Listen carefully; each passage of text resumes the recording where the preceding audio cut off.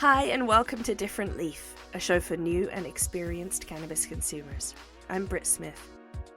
This episode, we're going to talk about the history and practice of combining cannabis and yoga.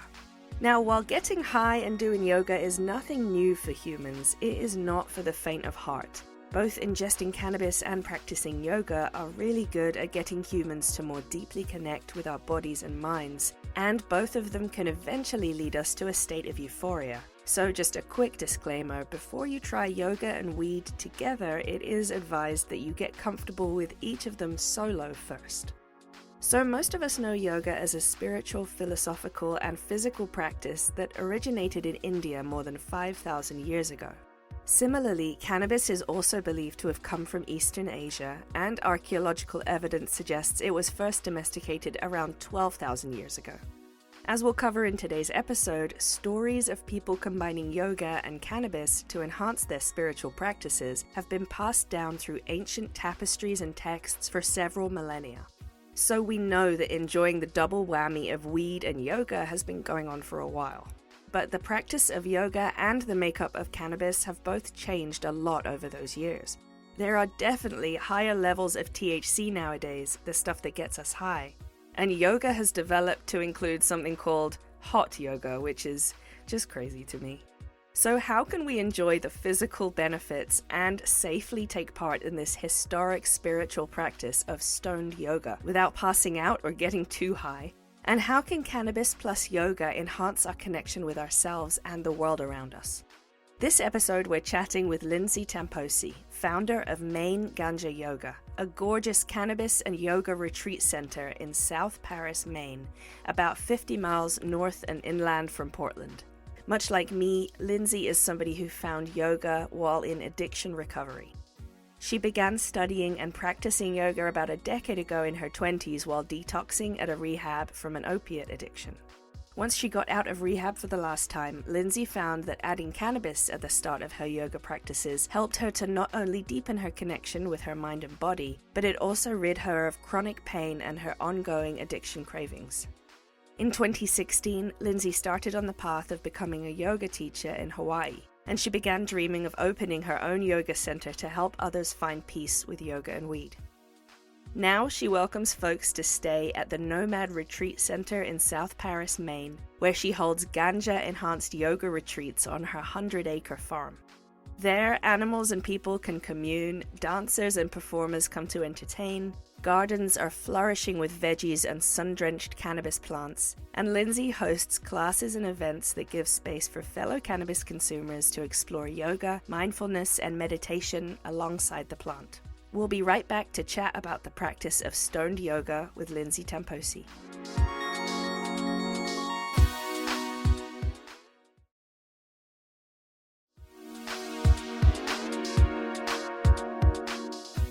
Let's talk about your backstory with cannabis. You and I have both discussed before that we have overcome addictions to more dangerous substances by turning to cannabis. Was that your first time finding cannabis to be useful for like a medicine? Absolutely. When I was in my early years of recovery, it really wasn't seen as like a therapeutic tool. There was other medication-assisted therapies like methadone and Suboxone that were much more normalized and regulated. But if I was to mention like the therapeutic benefit that cannabis might provide some people that are wanting to get off of methadone or Suboxone, it was like, no, don't talk about outside issues. I was able to like absorb all of the information myself, and it really has been one of my primary therapeutic tools over the last 9 years being in recovery from opiate addiction, which definitely, like you said, substances that are much more harmful that a lot of people die from every day. So just to acknowledge that people aren't dying from this plant, even if they have to use it as a crutch. I've had to use it as a crutch many times. I don't claim to be like perfect in my life or in my recovery, but I'm just so incredibly aware and therefore grateful for the therapeutic benefits that cannabis provides. When you first were coming off of opiates, did you already have yoga in your life, or did you sort of use cannabis to come off first and then find yoga afterwards? My story went like sort of all over the place because I was dealing with a low back injury from I grew up athletic. I was a skier and a horseback rider, and like towards the end of high school, I really injured my back, and I milked that injury for all the narcotics really that I could get. My background allowed me to have access to going to like formal detox and treatment centers. So I was through those programs actually experiencing like full sobriety. Up until that point, I was really resistant to yoga. Once I left those structured treatment centers and I was sober, cannabis came back into my life later on. But it was sort of this thing that I kept a secret. I stayed sober for a little while after I got out of treatment and back on my own in my life. But I even have this like old little business card that's like, Mountain House Organics. Like, I want to teach people an organic path to recovery, like Yeah. through yoga philosophy and just people that have different stories. That's something that's really inspired me, especially since I've opened up about my journey with cannabis, because I find a lot of people in the cannabis world who are raising their hands willing to say, you know what, that's my story too. This Yeah, plant yeah. has saved my life. And I'm like, whoa, where are you guys in the rooms when I was first getting sober? Well, they're not in the rooms because they're living this alternative. It's just not talked about in a lot of the more conventional settings. As people are opening up about their journeys with it, it's becoming more recognized, and I think that's amazing. I gave myself some space, and I decided that using cannabis was going to be a benefit to me, along with my meditation and yoga that I'd started. So Mm. I had been so programmed with 12-step that it really broke my expectations. I couldn't fake it through this system that was basically mindfulness, like just pay attention, like be here now and pay attention to what's going on. And Yeah, it really makes you face, I think, a lot of your thoughts. When you are faced with meditating and doing yoga, you have to be present. And a lot of the time, for folks that struggle with substance use disorder, the using of substances is because we don't want to be present with whatever we're experiencing or thinking. So, in that way, there's a real relationship between the kind of meditation that you do in a yoga session and the kind of experience that you'll have with cannabis. I mean, you've gone on now to study yoga quite deeply, even though you were resistant to it at first. Now you have become a proper yogi, and you've moved on and you've got your own like farm in Maine. And this is a retreat center where folks come to enjoy cannabis and yoga together. I mean, from your studies, let's talk about the history of cannabis and yoga. How far does it go back, and what do we know about the ancient practices? I don't claim to be the like foremost expert in this at all. I definitely have teachers who the way in which they can share the storytelling, which is how a lot of yoga is shared, it just inspires me so much. But as far as I can tell, yoga and cannabis go back together like to the beginning. There's not really a time that they were separated from one another, because cannabis being a plant, it would be considered one of the original teachers of yoga. So the rishis, the original seers that we look upon as like the original carriers of the yoga practice, the Vedas, which talk about the yoga practices, were traditionally passed down through chanting, word of mouth. And it all roots back to sort of Tantra, which Is this a philosophy? it's philosophy, but it's also like quite literal. Like Tantra, the word means tapestry, and there are ancient literal weavings that depict people doing yoga on the, like, Wow. essentially weavings that show people practicing different asana and meditating with plants. So it Wow.